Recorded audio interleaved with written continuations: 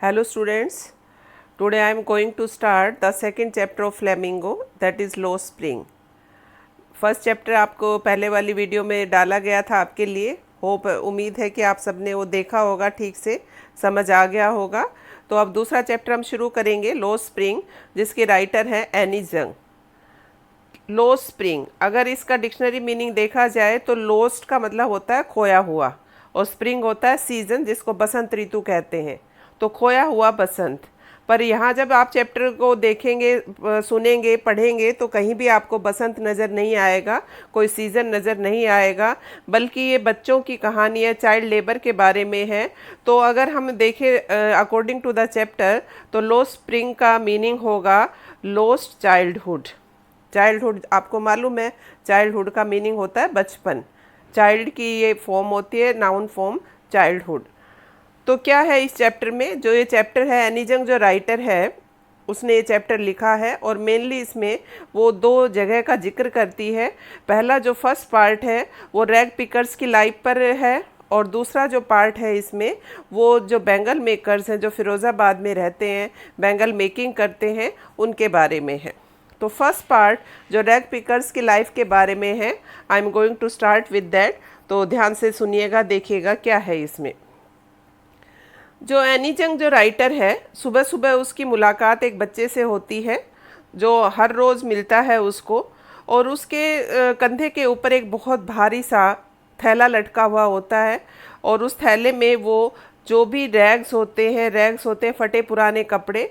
Rag picking particularly अगर हम बात करें तो रैग पिकर्स होते हैं कूड़ा बीनने वाले, और उनका काम होता है रैग पिकिंग करना। तो वो हर रोज़ एनी जंग से उसकी मुलाकात होती है सुबह सुबह, उस बच्चे की जो रोज़ कूड़ा बीनता हुआ उसको नज़र आता है उसके पड़ोस में ही। तो एक दिन राइटर उससे पूछ ही लेती है कि तुम ये काम क्यों करते हो।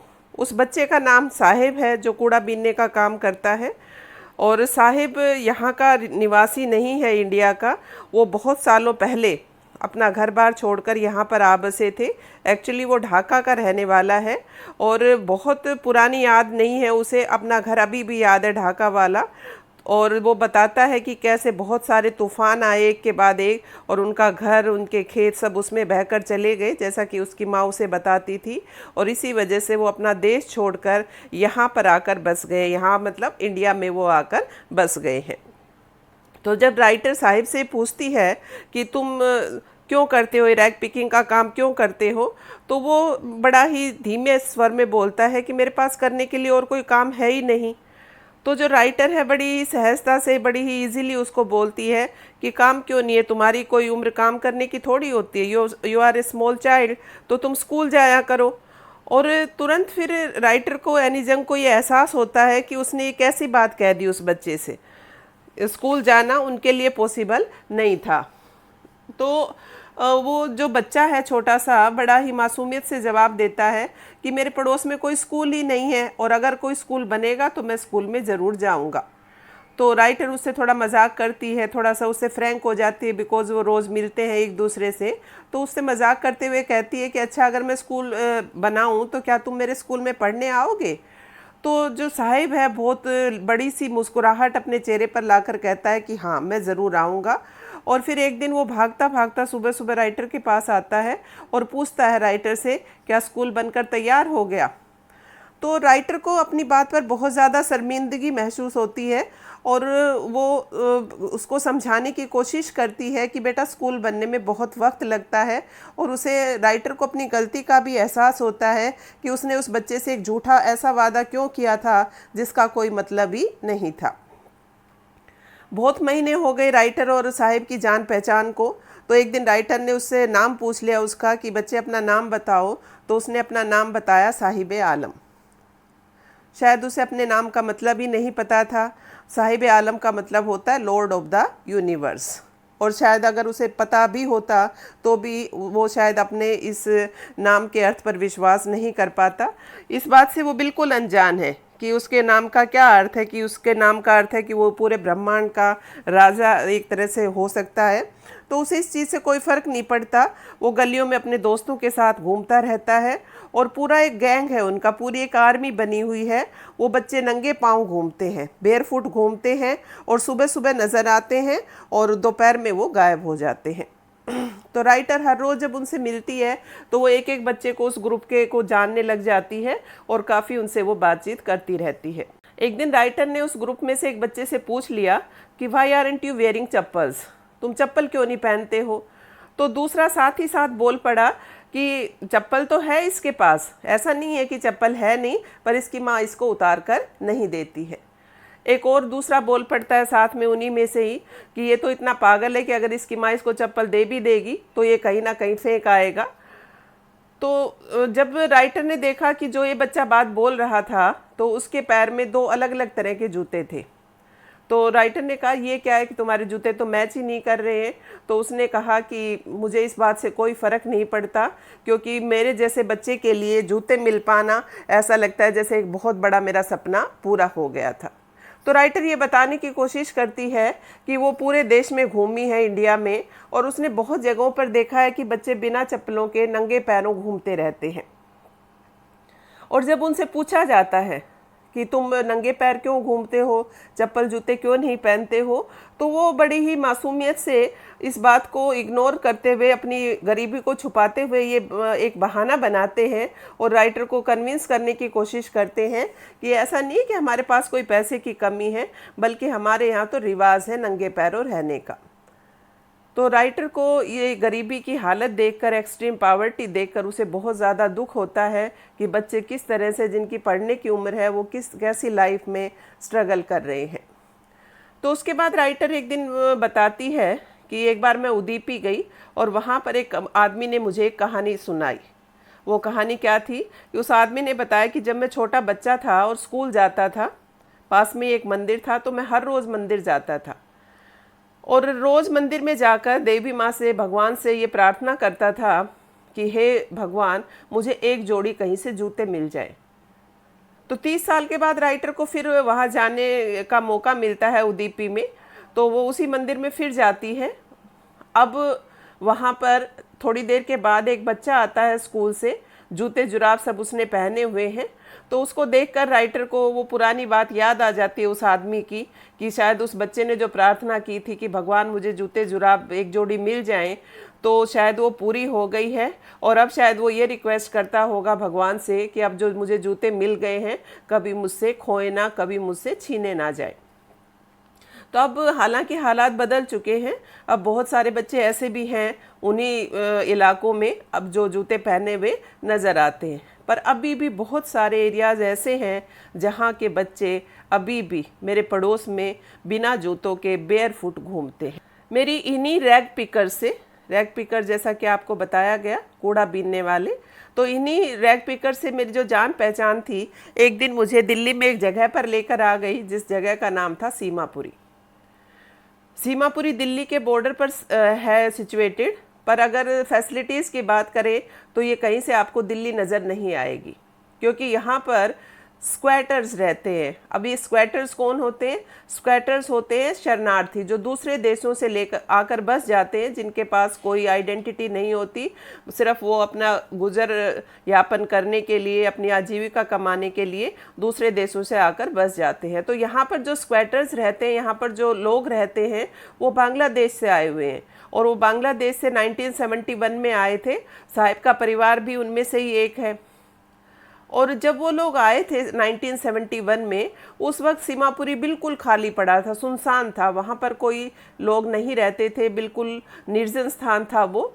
अभी भी हालांकि काफ़ी जगह खाली है, पर अब भी वहाँ पर काफ़ी सारे लोग रहते हैं। मिट्टी के उन्होंने घर बना रखे हैं, उनके ऊपर टीन डला हुआ है, किसी छत पर, किसी पर तरपोलिन डला हुआ है। तरपोलिन होता है टेंट का जो मोटा कपड़ा होता है, कैनवस टाइप, उससे उन्होंने छत बना रखी है। कम से कम 10,000 रैग पिकर्स वहाँ पर रहते हैं। वहाँ पर कोई फैसिलिटीज़ नहीं है, ना कोई सीवेज सिस्टम है, ना कोई ड्रेनेज सिस्टम है, ना उनके लिए प्रॉपर पीने का पानी है। तो बहुत ही एक्सट्रीम एडवर्स कंडीशंस में जो रैग पिकर्स है वहाँ पर रहते हैं। और बहुत साल हो गए उनको यहाँ रहते हुए, कोई उनके पास आइडेंटिटी नहीं है, कोई परमिट नहीं है। बट हाँ, एक चीज़ जो हमारे नेता लोग हैं, जो हमारे पॉलिटिशियंस हैं, उन्होंने एक उनके ऊपर मेहरबानी कर रखी है कि उनके लिए ना राशन कार्ड्स बनवा रखे हैं, और राशन कार्ड की वजह से उनका वोटर लिस्ट में नाम आ जाता है, और उससे थोड़ा बहुत उनको अनाज मिल जाता है, और नेताओं का भी अपना पर्पज़ हल हो जाता है, उन्हें एक तरह से वोट बैंक मिल जाता है। और वहाँ पर रहने वाले लोगों के लिए, सीमापुरी में जो भी लोग रहते हैं, उनको इस बात से कोई फ़र्क नहीं पड़ता कि उनके पास उनकी कोई पहचान है या नहीं है, बल्कि उनके लिए क्या ज़्यादा ज़रूरी है, food is more important for survival than an identity. कि हमें ज़िंदा रहने के लिए, सर्वाइवल क्या होता है, टू स्ट्रगल फॉर लाइफ, कि हमें ज़िंदा रहने के लिए खाना चाहिए, हमें पहचान की कोई ज़रूरत नहीं है। और वो ये कहते हैं जो रैग पिकर्स है वहाँ के, कि अगर हम शाम को सोएं और हमारे बच्चे बिस्तर पर जब जाएं उनका पेट भरा हुआ हो, तो हमें इस बात से कोई फ़र्क नहीं पड़ता कि हम अपने देश को छोड़कर आ गए, क्योंकि अगर हम वहाँ भूखे मरते तो वहाँ रहने का क्या फ़ायदा था। जहाँ भी उन लोगों को खाना मिलता है वो लोग अपने घर बना लेते हैं, और मूवेबल होम्स उनके बन जाते हैं, बच्चे भी उनमें पैदा होते हैं, बड़े होते जाते हैं, और वो भी सर्वाइवल के लिए उनके पार्टनर्स बन जाते हैं। और अगर आपको सीमापुरी में सर्वाइव करना है, ज़िंदा रहना है, तो आपको एक ही प्रोफेशन है आपके लिए, एक ही काम है, and that is rag picking. अब तो बहुत साल हो गए हैं, तो उन्हें अब इसकी एक कला भी आ गई है कि कैसे कूड़ा बीना जाता है, कैसे उसको यूज़ करना है। तो गार्बेज ही उनके लिए गोल्ड है। गोल्ड का मतलब यहाँ पर सोना वो वाला नहीं है, ऑर्नामेंट्स वाला, मतलब उनकी आजीविका का साधन है, मीन्स ऑफ लिवलीहुड है। यही उनके लिए रोटी है, यही उनके सर पर छत है, चाहे वो छत टपकने वाली बेशक क्यों ना हो। जैसा भी उनका घर है वो सिर्फ किसकी वजह से चलता है, सिर्फ कूड़ा बीनने की वजह से। तो जो बच्चे हैं उनके लिए जो गार्बेज है कई बार रैप्ड इन वंडर है। ये क्वेश्चन भी आता है बार बार सीबीएसई में कि why is garbage wrapped in wonder for a child. ये इसलिए क्यों रैप्ड इन वंडर है, क्योंकि कई बार जब वो कूड़ा बीनते रहते हैं तो उन्हें अपने काम की चीज़ें भी मिल जाती है। कई बार कोई कॉइन मिल जाता है, कोई खिलौना, कोई खाने की चीज़ मिल जाती है, तो वो फिर और ढूंढते रहते हैं, और ढूंढते रहते हैं, इस उम्मीद में कि शायद कुछ और मिल जाए, क्योंकि एक ह्यूमन टेंडेंसी होती है, the more you have the more you want. जितना आपके पास ज़्यादा होता है तो हमें और ज़्यादा की इच्छा होती जाती है। तो बच्चों के लिए इसलिए जो गार्बेज है रैप्ड इन वंडर है। पर जहाँ तक बड़ों की बात है, बड़ों को सिर्फ ये एक ही चीज़ है कि उनके लिए ये मीन्स ऑफ सर्वाइवल है। एनी हाउ, एक दिन जो राइटर है साहिब से काफ़ी दिनों के बाद उसकी मुलाकात होती है। बहुत दिनों से साहिब उसको नज़र नहीं आया था। तो आज उसने देखा कि वो एक क्लब के बाहर खड़ा हुआ था, और क्लब के बाहर खड़ा हुआ, अंदर क्लब में कुछ लोग टेनिस खेल रहे थे वाइट कपड़े पहने हुए, तो उनको वो देख रहा होता है बड़े ही ध्यान से। तो राइटर उससे पूछती है कि तुम यहाँ पर क्यों खड़े हो, क्या तुम्हें अच्छा लगता है टेनिस देखना, टेनिस खेलना? तो वो बड़ा खुश होकर बताता है हाँ मुझे बहुत अच्छा लगता है। और वो धीरे से ये भी बताता है कि जब यहाँ पर कोई होता नहीं ना, क्लब जब खाली हो जाता है, कोर्ट जब खाली हो जाता है, तो जो यहाँ का वॉचमैन है वो चुपचाप, मुझे वहाँ झूला लगा हुआ है तो अंदर झूलने की परमिशन भी दे देता है।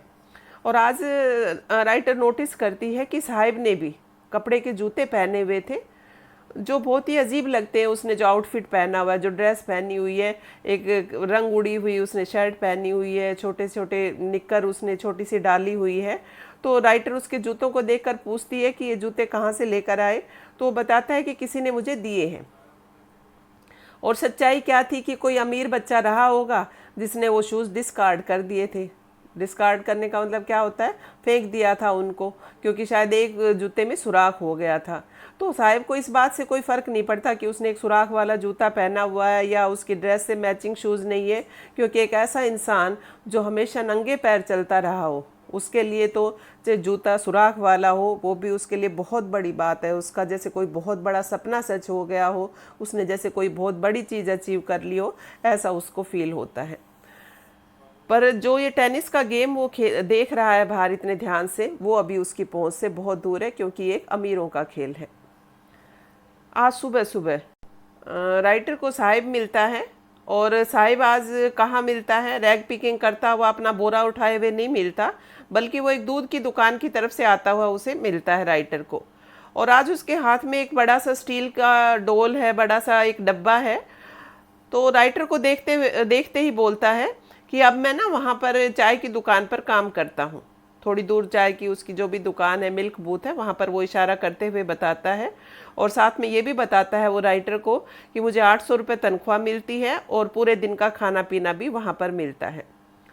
तो राइटर की जैसे आदत थी उससे बात करने की, वो उससे फिर पूछ बैठती है, ठीक है, बहुत अच्छी बात है, तुमने जॉब ज्वाइन कर लिया है, पर क्या तुम्हें ये जॉब पसंद है? तो राइटर नोटिस करती है कि जब वो ये सवाल पूछती है तो साहिब का चेहरा उदास हो जाता है। उसका जो केयरफुल एक लुक होता था, हमेशा जो हंसता मुस्कुराता हुआ उसका चेहरा था, वो उदास हो जाता है, क्योंकि उसे जो स्टील का जो डब्बा है वो काफ़ी भारी लगता है उस बैग की बजाय। कौन से बैग की बजाय? जो कूड़ा बीनने का बैग वो अपने कंधे पर उठाए घूमता था, उससे जो स्टील का डब्बा है वो उसे भारी लगता है। क्यों लगता है? क्योंकि जो बैग था, जब वो रैग पिकिंग करता था, वो जो बैग था वो उसका अपना था, और जो डब्बा उसने उठा रखा है स्टील का, वो चाय की दुकान के मालिक का है। और साहिब अब अपना मालिक खुद नहीं रहा था। और ये कहते हैं कि अगर आप बंदिश में हैं तो सोने का पिंजरा भी कहते पक्षियों को अच्छा नहीं लगता, चाहे बेशक वो सोने का हो, क्योंकि आज़ादी की कीमत कोई नहीं जान चुका सकता। आज़ादी की एक अपनी अलग ही मज़ा होता है, एक अलग ही कीमत होती है। और जो साहिब है वो अपनी फ्रीडम, अपनी आज़ादी खो चुका है। अब वो नौकरी हालांकि करता है, पेट उसका भर जाता है, पर जो मस्त मौलापन, जो केयर फ्री एक उसका स्टाइल था, जो अपनी मर्जी का मालिक था, वो सब अब ख़त्म हो गया है और वो अपना मालिक खुद नहीं रहा है। इस तरह से जो पार्ट 1 है लो स्प्रिंग का, रैग पिकर्स की लाइफ के बारे में, ये यहाँ पर ओवर होता है। और मेनली इसमें आपने नोटिस किया होगा कि जो राइटर है वो रैग पिकर्स के लाइफ स्टाइल के बारे में बताती है, सीमापुरी के बारे में बताती है। और अगर टू कंक्लूड अगर हम कहें तो ये जो रैग पिकर्स होते हैं, इनकी जो लाइफ है वो बहुत ही पिटिएबल लाइफ ये सरवाइव करते हैं, हैंड टू माउथ होते हैं। फिर इनका जो एक्सट्रीम पावर्टी में पूरी लाइफ बीत जाती है, एक वक्त ये ढंग से पेट भर खाना भी नहीं खा पाते हैं। ये इनकी ज़िंदगी की कहानी होती है। और पहले बड़े स्ट्रगल करते रहते हैं जिंदा करने के लिए, और धीरे धीरे बच्चे भी पैदा होते रहते हैं, वो भी इसी संघर्ष में शामिल हो जाते हैं, क्योंकि इन लोगों को फैमिली प्लानिंग से कोई लेना देना नहीं है। इन लोगों का एक अलग ही ओपिनियन है लाइफ के बारे में। इनको ये लगता है कि घर में जितने ज़्यादा लोग होंगे उतने ज़्यादा कमाई के साधन होंगे, पर ये लोग भूल जाते हैं कि जितने ज़्यादा लोग होंगे उतना खर्चा भी तो बढ़ेगा, खाने वाले भी तो बढ़ेंगे। पर ये लैक ऑफ एजुकेशन कहिएगा या लैक ऑफ नॉलेज कहिएगा, वट एवर इट इज़, ये जो उनका लाइफ स्टाइल है बहुत ही पिटिएबल है, बहुत ही क्रिटिकल है। But anyhow they survive there, और अपना ये रैग पिकिंग का जो उनका जो मीन्स ऑफ सर्वाइवल है, इसको वो अडोप्ट किए रखते हैं। इसके अलावा उनके पास और कुछ नहीं है यहाँ पर। तो ये पार्ट यहाँ पर ओवर होता है। कल इसका सेकंड पार्ट जो बेंगल मेकर्स की लाइफस्टाइल के बारे में है, उसके बारे में डिस्कस करेंगे, जिसका जो मेन करेक्टर है वो मुकेश वाला जो अभी आज हमने चैप्टर किया, अभी जो रैग पिकर्स के बारे में था, इसमें हमारा जो मेन करेक्टर और हीरो था दैट वाज साहिब। तो आप इस पार्ट को देखिएगा, सब्सक्राइब कीजिएगा, कल इसका सेकंड पार्ट आपको करवाया जाएगा। Thank you so much.